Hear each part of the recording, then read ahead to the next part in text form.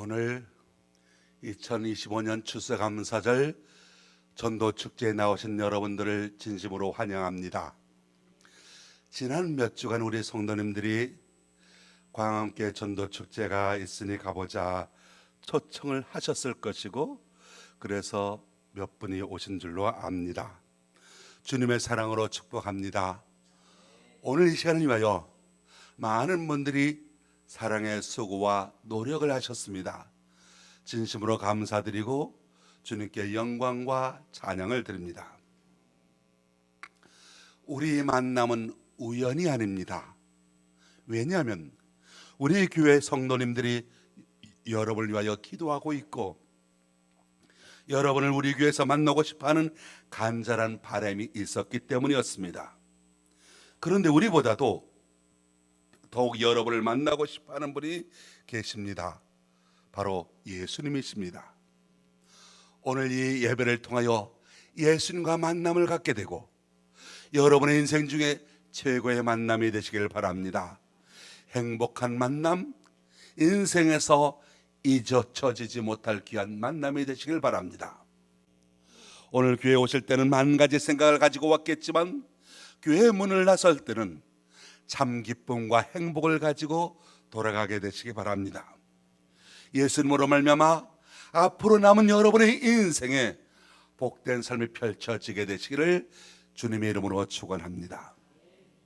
오늘은 교회 절기상으로 추수감사주일입니다. 2025년 한 해를 돌이켜보며 여기까지 인도해 주시고 보호해 주신 주님께 감사를 드리는 주일이지요. 오늘 이 예배에 참석하신 여러분들은 어떤 감사의 제목을 가지고 있으십니까? 이 시간 들려주는 말씀을 통해서 하나님께서 들려주시는, 하나님께서 기쁘게 받으시는 감사의 노래가 넘치는 삶이 되시길 바랍니다. 어떤 40대 초반의 남자가 혀에 암이 생겼습니다. 혀를 절단하는 수술을 받게 되었습니다. 집도하는 의사가 그 환자에게 이제 당신의 혀를 절단하게 되면 영영 말을 못하게 됩니다. 그러니 이 세상에서 마지막 한마디 말을 하시지요. 그야말로 사형수가 사형 집행 직전 마지막 말을 남기라는 집행관의 말을 듣는 것처럼 비통한 순간이었습니다. 그를 지켜보던 가족들, 특히 그의 아내와 자녀들이 흐느껴 울기 시작합니다. 한참을 조용히 눈을 감고 있던 그 환자는 입을 열어서 말합니다. 하나님 감사합니다. 마지막 순간이 되어보니 지금까지 이 혀로 말하게 해주신 하나님 감사하다는 것을 깨닫고 그렇게 기도했다는 겁니다. 조선일보 논설위였던 이규태 씨는 한국인들이 가지고 있는 공통적인 병은 감사 결핍증이라고 했습니다. 이 한국 사람들은 좀처럼 감사합니다, 고맙습니다라는 말을 할 줄 모른다는 거죠. 심지어 가게에서 물건을 사서 돌아설 때 무슨 말을 합니까? 그분의 주장에 따르면 물건을 사주었으면 당연히 감사합니다라고 해야 할 텐데 또 오세요, 이기적인 말을 한다는 겁니다. 얼마나 감사가 인색한지 모른다는 거죠. 지하철이나 버스 안에서 자리를 양보해도 당연한 것처럼 있습니다. 헐레벌떡 뛰어오는 사람을 위해서 엘리베이터를 세우고 기다려 주어도 감사합니다라는 말을 들을 수가 없습니다. 한번 쳐다보면 그만입니다. 옆에 분과 한번 감사의 표현을 해보겠습니다. 멋진 분과 함께 예배드리게 되어 정말 감사합니다.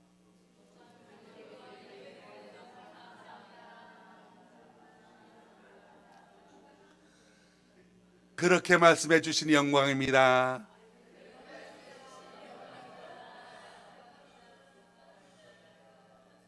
다시 한번 인사해 보겠습니다. 당신의 얼굴을 보니 천사의 얼굴 보는 것 같습니다.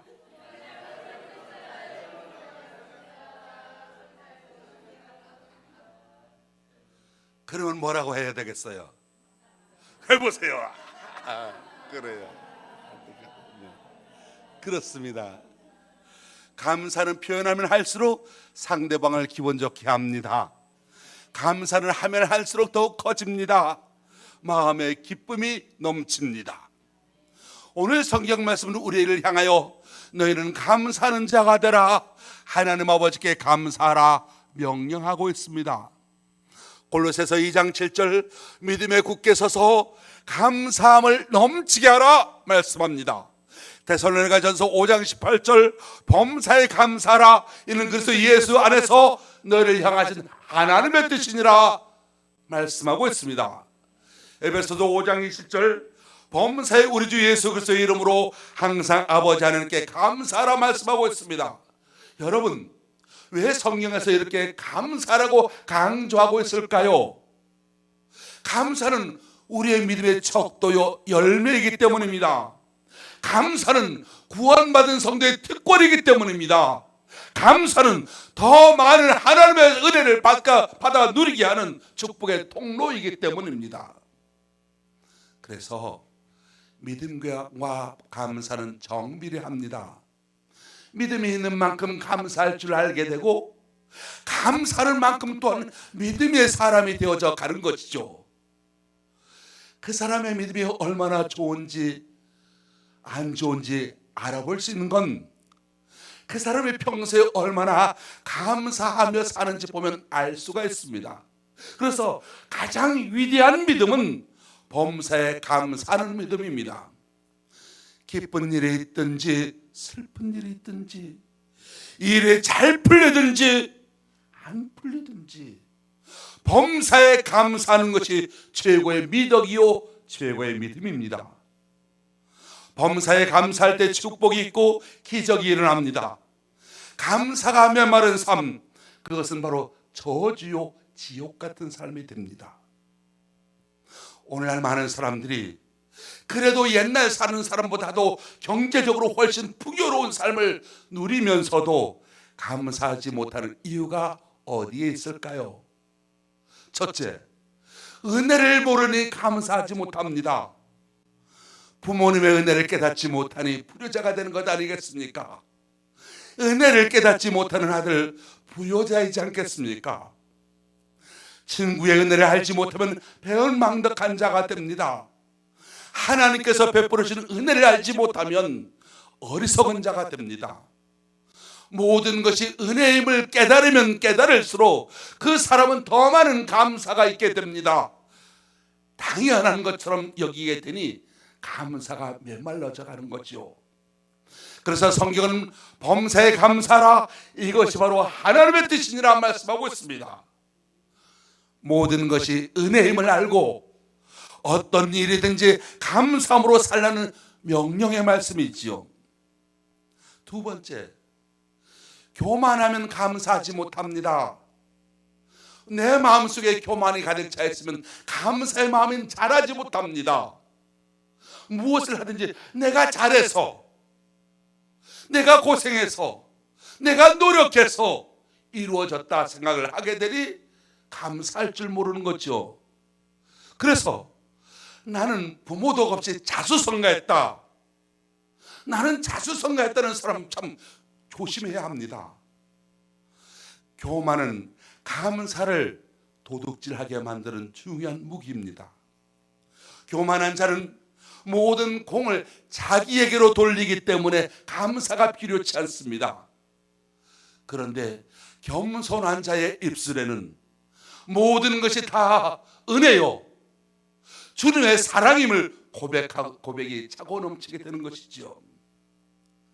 세 번째로, 부정적인 사고방식 때문에 감사하지 못합니다. 우리는 있는 것만 보고 감사하는 것이 아니라 없는 것을 보고 불평할 때가 많이 있습니다. 우리 안에 있는 부정적인 사고방식이 우리의 삶을 병들게 하고 영혼을 죽게 만듭니다. 현대인들이 가지고 있는 심각한 정신질환 중에 하나가 우울증이지요. 무서운 겁니다. 그 우울증의 중요한 원인 중에 하나가 잃어버린 것, 빼앗긴 것, 손해본 과거에 매달리는 것에 있습니다. 지금 나에게 남아있는 것도 너무 귀한 것이 남아있고 아름다운 것, 좋은 것이 나에게도 남아있음에도 불구하고 그런 것은 전혀 보이지 않냐고 내가 잃어버린 것만 생각하게 됩니다. 내가 잃어버린 것만 생각하니까 화가 나지요. 분노가 치밀어 오르지요. 잠이 오지 않지요. 밥맛이 없어집니다. 그러면 점점 삶의 의미가 없어집니다. 죽고 싶은 생각이 듭니다. 이렇게 되면 점점 정신질환을 가진 환자가 되어져 가는 것이죠. 사랑하는 성도 여러분, 여러분의 삶 속에서 없는 것, 잃어버리는 것에 집중하지 않게 되시길 바랍니다. 지금 하나님께서 내게 주신 것, 지금 내 안에 있는 것 바라보시기 바랍니다. 내가 할 수 있는 것 보시고 감사하는 삶이 되시길 축원합니다. 그러면 오늘 우리는 무엇을 감사해야 할까요? 우리의 감사 제목 중에서 가장 중요한 감사는 내가 구원받았다는 것, 내가 영원한 생명을 얻었다는 것입니다. 여러분, 이 세상에서 생명보다 더 귀한 것이 있겠습니까? 죽음 앞에서 인간이 가지고 있는 모든 것은 무의미해집니다. 죽을 때는 빈손입니다. 손을 펴고 갑니다. 서울에 있는 어느 병원에서 실제로 일어난 사건이었습니다. 새벽에 한 남자가 심장마비로 병원에 실려왔습니다. 급히 응급실로 옮겼지만 의사가 딱 보니 이미 심장마비로 죽은 겁니다. 죽었다 선언합니다. 근데 이 의사가 이 죽어있는 사람을 보면서 의아한 느낌을 갖습니다. 사람들은 죽을 때 일반적으로 손을 펴고 죽는데 이 시신은 오른손은 폈는데 왼손은 꽉 쥐고 있다는 것이었습니다. 사연이 있습니다. 이분이 그날 밤 초상집에 가서 문상을 하고 밤새도록 두들겼습니다. 화투를 쳤습니다. 돈을 거의 다 날렸습니다. 새벽녘에 가지고 간 모든 돈 다 잃어버릴 즈음에 판돈이 커졌습니다. 갑자기 판돈이 엄청나게 쌓였는데 마지막 한 판 화투 2장을 딱 받아보고 살며시 쫙 째려보니까 너무나도 감격스러웠던 겁니다. 화투 2장 펼쳐보지도 못한 채 333 하다가 쇼크로 죽고 말았던 겁니다. 38 광땡이었던 겁니다. 근데 여러분, 화투판에서 38 광땡 잡으면 게임이 끝났다고 하는데 그러니 얼마나 신났겠습니까? 판돈 다 내 거다. 너무나도 기쁜 나머지 화투장을 펼쳐보지도 못한 채 심장마비로 쓰러진 거지요. 얼마나 우스운 이야기입니까? 38 광등을 잡아도 죽으면 무슨 소용이 있겠습니까? 알렉산더 대왕은 내가 죽거든 내 손을 관 밖으로 내놓으라 그렇게 유언했습니다.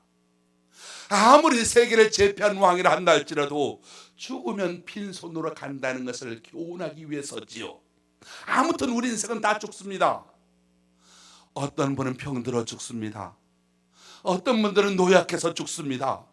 어떤 분은 교통사고로, 어떤 분은 전쟁으로, 어떤 사람은 산이나 바다에서 조난을 당해서 죽기도 합니다. 동서남북, 남녀노소, 빈부귀천 없습니다. 그러면 여러분, 사람은 왜 다 죽겠습니까? 우리 인간을 지으신 창조주 하나님께 앞에 범죄했기 때문입니다. 아담과 하와가 범죄했을 때 하나님께서 말씀하십니다. 너는 흙이니 흙으로 돌아갈 것이니라. 그렇습니다. 하나님의 절대적인 명령이요 하나님의 정하심입니다. 그래서 히브리서 9장 20절 말씀 보면 한 번 죽는 것은 사람에게 정하신 것이요 말씀하고 있습니다. 우리 인간은 죄 때문에 그 운명이 흙으로 돌아가야 할 운명으로 이미 정해진 피조물이라는 것이죠. 누구도 이 제외가 없습니다. 배운 사람 못 배운 사람, 가난한 사람, 부유한 사람, 건강한 사람, 약한 사람 구분이 없습니다. 인간이면 누구나가 다 종착 지점에 가게 되어 있습니다. 그래서 철학자 하이데거는 인간은 죽음에 이르는 존재다라고 말했던 겁니다. 근데 문제는 죽으면 다 꽝이다, 죽으면 끝이다라고, 죽으면 끝난다는 것이 아니라는 사실입니다. 히브리서 9장 27절, 한 번 죽는 것은 사람에게 정하시는 것이요 그 후에는 심판이 있으리라고 말씀합니다. 죽음 이후에는 하나님의 심판이 있다는 겁니다. 반드시 하나님의 심판이 있다는 겁니다. 이것은 죄를 범한 타락한 인간을 향한 하나님의 준엄한 심판입니다. 이 판결에서 제외될 수 있는 사람은 아무도 없습니다. 범죄하는 인간은 이 문제를 해결하지 않으면 영원히 불심판을 받을 수밖에 없습니다. 영원한 지옥 형벌이 기다리고 있습니다. 그래서 우리 인간은 인생 최대 문제인 이 죄 문제를 반드시 해결해야 합니다. 여기에 더 큰 문제가 있습니다. 우리 인간은 스스로 자신의 죄를 해결할 수가 없다는 겁니다. 중이 제 머리를 못 깎는다는 말이 있긴 합니다만 우리 인간은 스스로 자신의 죄 문제를 해결하지 못합니다. 왜 그렇겠습니까? 우리 자신이 죄인이기 때문입니다. 그러므로 이제 우리는 영영 소망이 없는 인생이 되고 말았습니다. 우리 인간 모두가 다 지옥의 불심판을 피할 수 없게 되었습니다. 그런데 여러분 기뻐하십시오.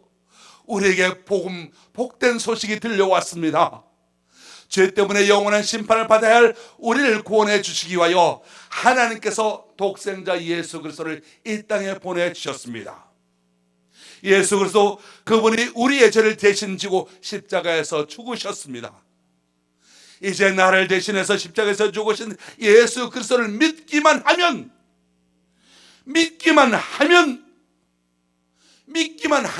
우리의 모든 죄는 용서받게 됩니다. 영원한 구원을 받고 영생을 얻게 됩니다. 하나님의 자녀가 됩니다. 놀라운 삶이 펼쳐지게 됩니다. 이것이 바로 성경이 말하는 복음입니다. 어떤 분은 말합니다. 모든 종교는 다 똑같지 않습니까? 그리고 모든 종교가 요구하는 것은 선하게 사는 것 아닙니까? 말합니다. 자기는 다른 종교를 믿고 있고 선하게 살려고 애쓰기 때문에 좋은 곳, 곧 천국에 갈 수 있다고 생각합니다. 아닙니다. 그것은 어리석은 생각입니다. 우리 인간은 죄인입니다. 죄의 문제를 해결하지 않으면 기다리고 있는 건 지옥 불심판입니다.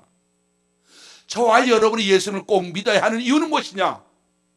예수님을 믿는 방법 외에는 우리의 죄를 용서받을 수 있는 다른 길이 없기 때문입니다. 죄를 용서받지 못하면 그 누구도 천국에 갈 수 없고 구원받을 수가 없기 때문입니다. 바로 이것이 우리가 반드시 예수님을 믿어야 하는 이유입니다. 70년대 통기타 가수 중에 이름을 날린 분 중에 이종용 씨라는 분이 있습니다. 이분이 어려서 할머니 등에 업혀서 새벽 기도를 다녔습니다. 할머니는 그 새벽마다 이 손자가 목사가 되게 해달라고 새벽마다 기도를 합니다. 교회 잘 다닙니다. 중등부, 고등부, 대학부 회장을 역임했었습니다만 그런데 건성으로 되게 다녔습니다. 성인이 된 다음에 너라고 하는 노래로 방송국에서 인기를 끌기 시작합니다. 60세 이상 되신 분들 다 전 국민이 아는 노래일 줄로 압니다. 낙엽 지던 그 숲속에 파란 바닷가에, 낙엽 어떻게 부르죠? 네. 그 숲속에 파란 바닷가에 떨리는 손 잡아주던 너, 별빛 같은 눈망울로 영혼을 약속하며 나를 위해 기도하던 너. 저도 많이 불렀고 여기 분들 많이 부른 노래인 줄로 압니다. 너무너무 인기 많이 끌었습니다. 결국 1975년 말 가요 시상식에서 1등상을 받기로 되어 있습니다. 그런데 바로 그날 시상식 받기로 되어 있는 그날 당일에 대마초 소지죄로 구속을 당합니다. 감옥에 갇히게 됩니다. 절망감과 좌절감에 방황하게 됩니다. 그러다가 그 감옥 안에서 한 사형서로부터 전도를 받게 되고 결국 진정으로 예수님을 만나게 됩니다. 감옥에서 나온 뒤 4년 만에 세상의 재물과 인기와 쾌락을 쫓던 자신의 모든 삶을 회개하고 이런 노래를 부르게 됐죠. 어느 날 난 낙엽 지는 소리에 갑자기 텅 빈 내 마음을 보았죠. 그냥 덧없이 살아버린 그런 세월을 느낀 거죠. 저 떨어지는 낙엽처럼 그렇게 살아버린 내 인생을 잃어버린 것은 아닐까, 늦어버린 것은 아닐까, 흘러버린 세월을 찾을 수만 있다면 얼마나 좋을까. 참 난 바보처럼 살았군요. 참 난 바보처럼 살았군요. 이 노래도 60 이상 되신 분들 다 아는 노래이실 겁니다. 이종영 씨는 이 노래에서 난 참 바보처럼 살았군요라고 고백을 합니다. 그 고백대로 그가 한때 세상의 인기와 유행과 돈을 따라 마약을 먹고 쾌락에 빠지는 바보 같은 인생을 살았습니다. 그러다가 예수님을 만나게 되었고 새 사람이 되었습니다. 지금은 목사님이 되어서 미국 LA에 있는 코너스턴 교회 담임 목사로 목회를 하고 있습니다. 이제는 바보처럼 살고 있는 인생들을 생명의 길로 인도하는 목사가 된 것이죠. 저는 이 시간 여러분에게 묻고 싶습니다. 인생이 무엇인지, 나는 왜 사는지, 어디로 갈 것인지 아직 모르고 사시는 분이 있으십니까? 그렇다면 인생이 무엇인가를 정확하게 아시고 명확하게 답변해 주시는 하나님을 믿으십시오. 예수 그리스도를 여러분의 구주로 영접하십시오. 그분이 우리의 참된 인생의 길이요 진리요 생명이신 분이십니다. 그분을 믿으십시오. 그러면 여러분의 모든 죄가 해결될 것입니다. 구원받게 될 것입니다. 멋진 인생이 펼쳐지게 될 것입니다. 지체하지 마십시오. 지금 사랑의 하나님은 여러분에게 구원받을 수 있는 가장 좋은 기회를 주셨습니다. 이 기회를 놓치지 마십시오. 세계를 다녀보신 분들이 한결같이 말씀하시는 건 뾰족뾰족한 십자가 종탑이 많이 세워진 기독교 국가는 다 거의 다 문명하고 잘 사는 나라들이라고 합니다. 그런데 돌을 깎아 우상을 만들어 놓고 거기에 절하는 나라, 소를 신이라 하고 소 앞에 절하는 나라, 폭탄 테러로 살인을 일삼는 나라들은 하나같이 비참하고 미개하게 살다고 한다는 겁니다. 더군다나 하나님이 없다고 하는 유물론 사상 공산주의 국가는 예외 없이 모두 망해버리고 말았습니다. 비참한 나라가 되고 말았습니다. 그들은 하나님의 말씀은 성경을 불살라 없애버렸고 축복의 전당이요 구원의 방주인 교회를 파괴해버렸고 복의 근원 대신 하나님을 버렸으니 어떻게 그들이 복을 받을 수 있겠습니까? 예외 없이 망해버렸고 예외 없이 굶어 죽어가고 있습니다.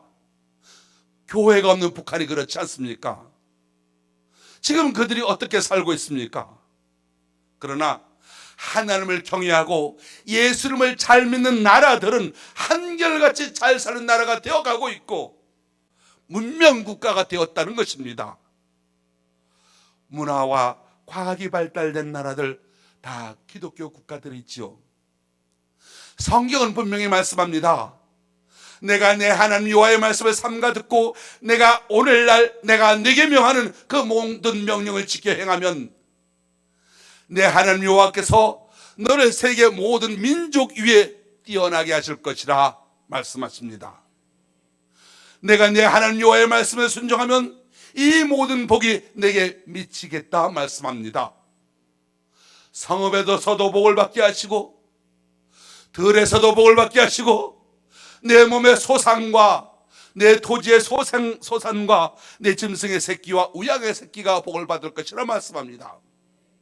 한마디로 들어와도 복을 받고 나가도 복을 받을 것이라 말씀합니다. 어디 그뿐이겠습니까? 대적이 치러 들어오면 내 앞에서 7길로 도망가게 해주겠다고 말씀하십니다. 하나님을 경외하면, 예수님을 믿으면 너는 머리가 되고 꼬리가 되지 않게 하시며 위에만 있고 아래에 있지 않게 하시겠다 말씀하십니다. 누가 그렇게 해주겠다고요? 신명기 28장 14절, 내가 오늘날 너에게 명하는 그 말씀을 떠나 좌로나 우로나 치우치지 아니하고 다른 신을 따라 섬기지 아니하면, 다른 신을 따라 섬기지 아니하면 이와 같으리라 말씀하십니다. 예수님을 믿어야 복받는 개인이, 민족, 국가가 되기 때문에 예수님을 믿어야 합니다. 혹 나는 가난해서 교회 나올 수 없다는 분이 있으십니까? 나는 교회 가려고 하더라도 돈 없어서 못 가겠다고 말씀하시는 분이 있으십니까? 돈 없어도 괜찮습니다. 부자가 아니라도 괜찮습니다. 예수님을 만나시면 됩니다. 혹 여러분이 사회적으로 출세하지 못해서 명예가 없어서 못 나오시겠다는 분이 있으십니까? 나 같은 사람 교회에 다니면 교회가 욕먹는다고 생각하시는 분이 있으십니까? 아닙니다. 괜찮습니다. 하나님은 그런 것에 제한을 두지 아니하십니다. 누구나 믿으면 됩니다. 어느 누구나 오라, 아무나 오라고 말씀하십니다. 혹시 그를 몰라서 교회 오고 싶어도 못 오시겠다는 분이 있으십니까? 성경도 볼 줄 모르고 찬송가도 볼 줄 모르는 까막눈이라서 못 오신 분이라고 생각하시는 분이 있으십니까?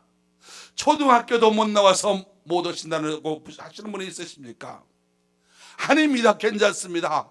하나님은 똑똑한 사람만 부르시는 분이 아니십니다. 지식이 짧은 것은 전혀 문제가 되지 않습니다.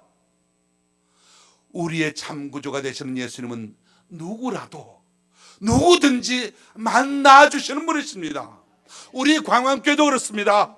누구든지 오십시오. 아무나 오십시오. 누구든지 우리 광안교회는 환영합니다. 오늘 이 시간 나의 죄를 영원히 사해 줄 예수님을 나의 구주로, 나의 하나님으로 영접하는 여러분이 되시기를 바랍니다. 생명을 주시고 영원한 천국을 주신 하나님께 감사하는 삶이 되십시오. 오늘 우리 하루하루가 하나님의 은혜가 아니면 살아갈 수 없는 사람들입니다. 하루살이에도 무슨 사고가 날지 모르지 않습니까? 병원마다 환자가 넘칩니다. 갑자기 사고를 당해서 실려온 사람들이 가득합니다. 여러분, 그들 중에서 어느 누구도 자기가 원해서 병이 난 사람 없습니다. 자기가 원해서 사고 당한 사람 없습니다. 다 바쁘신 분들이었고 다 건강하길 원하는 사람들이었습니다. 여러분, 지금 여러분이 내 발로 걸어서 교회 왔다. 얼마나 감사한 일입니까? 우선 내 건강에 큰 문제가 없으니까 내 발로 걸어오는 것이고, 거기에다가 내가 영원히 교만하지 않아서, 어리석지 않아서, 내가 정말로 의지하고 따라야 할 분이 누군지 알기에 하나님 앞에 온 것이니 복받은 것 아니겠습니까? 오늘 내 발로 교회에 들어온 것 자체를 감사하십시오. 뿐만 아니라 내 귀가 들려서 하나님의 말씀을 들을 수가 있고, 내 귀가 보여서 하나님의 말씀을 볼 수가 있고, 내 손이 움직여서 내 가족을 돌볼 수 있다는 것에 감사하십시오. 찾으면 얼마든지 감사할 것 많이 있습니다. 그런데 찾지 않으면 아무리 커다란 감사도 묻혀버리고 맙니다. 예사야 선지자는 말하기를, 소는 그 임자를 알고 나귀도 그 주인을 알건만을 이스라엘은 깨닫지 못하도다 하였습니다. 하나님의 은혜와 축복을 받고도 마땅히 드릴 감사를 드리지 못하는 사람은 짐승만도 못하다는 지적입니다. 감사는 산수에서 더하기와 같습니다. 모든 것에 감사하면 거기에 하나님의 은혜가 더해집니다.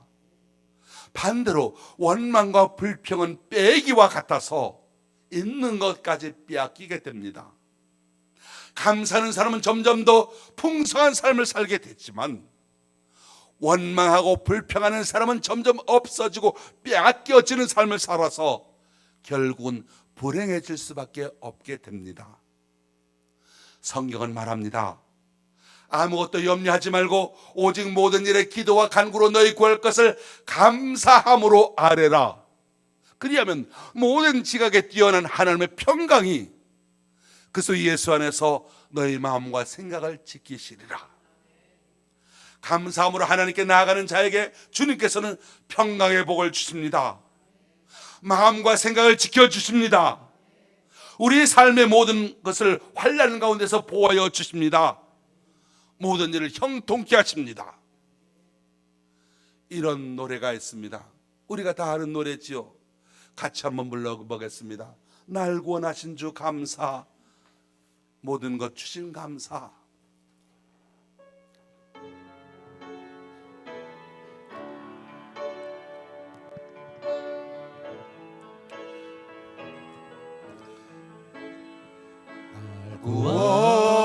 구원하신 주 감사, 모든 것 주신 감사, 지난 추억이 내 감사, 주 내 곁에 계시네.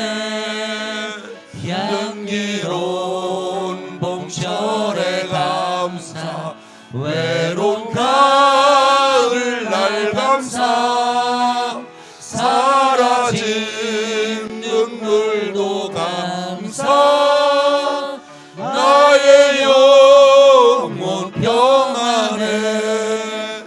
응답하신 기도 감사, 거절하신 것 감사, 해처럼 높으신 감사, 모든 것 채우시네. 아픔과 기쁨도 감사, 절망 중 위로 감사, 증량 못할 은혜 감사, 크신 사랑 감사해. 길가에 장미꽃 감사, 장미꽃 가시 감사, 따스한 가정 희망 주신 것 감사, 기쁨과 슬픔도 감사, 하늘 평안을 감사, 내일의 희망을 감사, 영원토록 감사해. 이런 감사의 노래가 여러분의 삶 가운데 항상 넘쳐나게 되시기를 예수님의 이름으로 축원합니다. 기도하겠습니다.